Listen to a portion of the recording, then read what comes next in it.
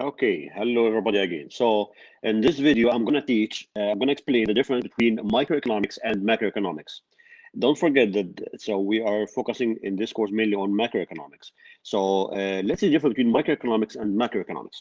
So in microeconomics, focus on individuals economizing problems. So let's underline this here. Okay, so focusing on individuals economizing problem, while macroeconomics focus on society's economizing problem. Let me repeat the definition of economics. So economics, again, is defined as social science that studies how individuals, society, and institutions can make optimal choices and under conditions of scarcity. So this economics. So we have two main branches of economics. So we have microeconomics and we have macroeconomics. Usually, I want to differentiate between micro and macro in an easy way. So as you can see, this is microeconomics, and here we have macroeconomics. As you can see, I'm highlighting letter R in microeconomics, and I'm highlighting letter A in macroeconomics. So just to make it easy for you, and just to make it easy for you to remember it, so just imagine that I stands for individual, and A in macroeconomics stands for what? Stands for aggregate. What does it mean? So this definition of economics can be applicable to microeconomics and macroeconomics. But if you apply such definitions on individuals, so we are talking about microeconomics. If you are applying these definitions on countries, economies, so this means we are dealing with macroeconomics. Let me give you some examples. So if you are dealing with yourself, if you are dealing with one person, if you are dealing with one firm, with one state, with one city, and so if you're talking about individuals and you have a limited budget and you want to maximize your choices given your limited budget, so this is microeconomics. If you have your own business and you have a limited budget and you want to choose between different projects, this is microeconomics. If you are the governor and you have limited budget in your state, and again, you want to maximize the output of your state, this is microeconomics. So what about macroeconomics? Macroeconomics is we are talking about the whole country. So if we are talking about the US economy, this is macroeconomics. If you are talking about the unemployment in US, this is macroeconomics. If you are talking about inflation in China, this is macroeconomics. So anything related to the aggregate economy, we are dealing with macroeconomics. So if your goal is to optimize the output given limited resources and applying this definition on a country, so this is macroeconomics. Okay, let's see this. So for microeconomics, as you can see in the definition, concerned with individual consumers, firms, industry, it's an examination of sand, shells, not the beach. Okay, so individuals confronted with the need to make choices because their wants exceed their means to satisfy them.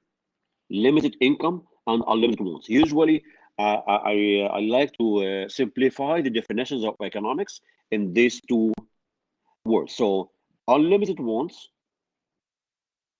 and you have limited income. Yes, everyone is concerned about this dilemma, this puzzle. So everyone has unlimited wants. I want to have like a nice house. I want to buy a nice car. I want to have a good job. Okay, but at the same time, I have limited income. So that's why we need to learn microeconomics to understand or to learn how can you maximize your utility, how can you maximize your choices given your limited income. If you apply the same concept on a country like, again, limited income, unlimited wants, so we are talking about macroeconomics. Usually, typically, we say that U.S. economy is the largest economy in the world. Even if the U.S. economy is the largest economy in the world, still dealing with the same dilemma, which is we have unlimited wants and we have limited resources. So So if we are talking about the US economy, how can we maximize the products? How can we maximize the outputs using the limited resources we have here? Okay, so that's why here under microeconomics, you see individuals economizing problem. Under macroeconomics, you see society's economizing problem. Okay, let's see a couple of questions just to get an idea about, again, the difference between micro and macroeconomics. So let's see this. Indicate whether each of the following statements applies to microeconomics or macroeconomics. Question number A, how will an increase in the price of Coca-Cola affect the quantity of Pepsi-Cola sold? Okay, Coca-Cola and Pepsi-Cola are two different firms. So since we're talking about firms, so this means this is microeconomics. So I'm going to write I. So whenever I write I, it means microeconomics. Whenever I write A, it means macroeconomics. Okay, question number 2. What will cause the nation's inflation rate to fall? Inflation, so we are talking about the, as you can see, the nation. So like the inflation in US. So this is macro economics. So I'm going to write A. Question number C. How does a quota on textile imports affect the textile industry? Again, I'm talking about a particular one segment of the economy, which is the textile. I'm not talking about the whole economy. So this is going to be microeconomics. Question number D, does a large federal budget deficit reduce the rate of unemployment? Again, federal budget. I'm not talking about that budget deficit in one single state. I'm talking the federal budget deficit and unemployment. These are two keywords in this question. So here we are talking about macroeconomics. Okay, let's see next. Another questions on difference between micro and macro. So let's see question number A. Unemployment in the United States was 9.7 in March 2010. Think about it. So unemployment, is it micro or macro? Yes, it is macroeconomics. So I'm going to write down A. Number B, a US soft firm discharged 15 workers last month. US, one single firm. So this is microeconomics. So number B is I.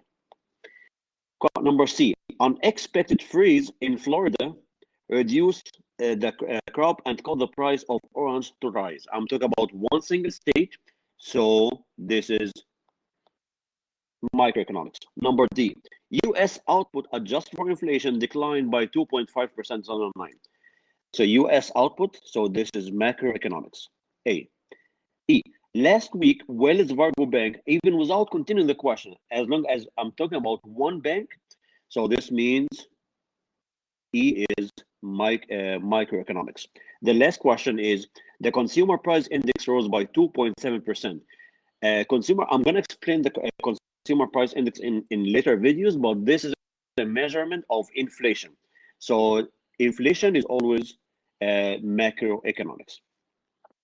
Okay, let's see another important point here, which is what is the difference between positive economics and normative economics? Just usually I don't like definitions, so just to make it easy for you. So positive economics is stating effect, while normative economics, I'm saying my opinion. Okay, forget about the definition. Let's see question number 6, and using question number 6, I'm going to explain the difference between positive and normative economics in more details. Okay, question number 6. Let's see statement number A. New York City should control the rental price of apartments. This may be my own opinion. It may be right or it may be wrong. So whenever I state any opinion, let's say I'm expert in economics, and I say, okay, from my experience or from my standpoint of view, New York City should control the rental price. Maybe another economist may say the opposite. They may say, no, New York City should not control the rental price. So this is what I mean by opinion. So whenever I'm stating an opinion, I'm saying my opinion. So this means this is normative economics. So I'm going to write down N, so which stands for normative economics. Okay, B, consumer prices rose to an annual rate of 4%. Again, here I'm stating effect. I'm not saying my opinion. So just to make it easy, whenever you see the word should or shall or this means I'm stating an opinion. But here the question number B, I'm saying effect. So this is a positive economics. So B is P. Number C, Most people who are unemployed are just too lazy to work. What do you think about this one? Okay, so is this opinion or fact? If I'm saying that most people who are unemployed, who don't have a job, are lazy to work, does this apply like for those who lost their jobs after the pandemic? So again, this can be your opinion, it can be my opinion, but doesn't have to be the case. So this means since it is an opinion, so this is normative economics. Number D, generally, if you lower the price of a product, people will buy more of the product. This is one of the main basic concepts in economics, which is the lower the price, the higher the demand. So this is the fact. Number D is effect. So this is positive economics. F, government should do more to help the poor. Again, different opinions among economists. So this is an opinion. So this is related to normative economics. G, government should, okay, I'm sorry, this is typo. Okay. Number G is the unemployment rate is 4.8%. This is a fact. So this is going to be positive economics. Number H, unemployment is too high. It's an opinion. Someone else may say, no, unemployment is okay. It's not too high. So opinion. So this means this is normative economics. So this is N. Okay, let's see the last question we have. So question number 7, does raising the minimum wage help the working poor? You can think about like what is the minimum wage in the state of Illinois, for instance. So here I'm giving four statements about the same topic, which is the minimum wage, and think about each statement whether this statement is related to positive economics or normative economics. So let's see statement number 1. In 1938, Congress enacted, like, let's say, a regulation related to the minimum wage. What do you think about this? Effect or opinion? Definitely it is effect, because I'm stating the year. Okay, so this is effect, so this is positive economics.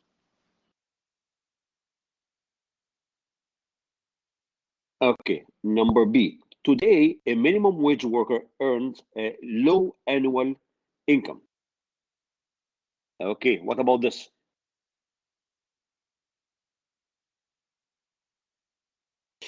Today, a minimum worker earns a low annual income.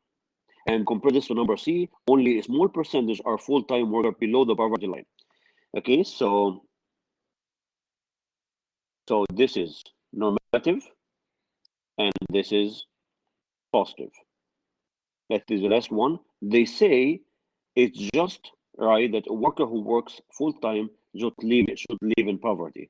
So this is an opinion. So this is normative economics. Okay, and this concludes my video about the difference between microeconomics and macroeconomics, and the difference between positive economics and normative economics. Thank you, and see you in the next video.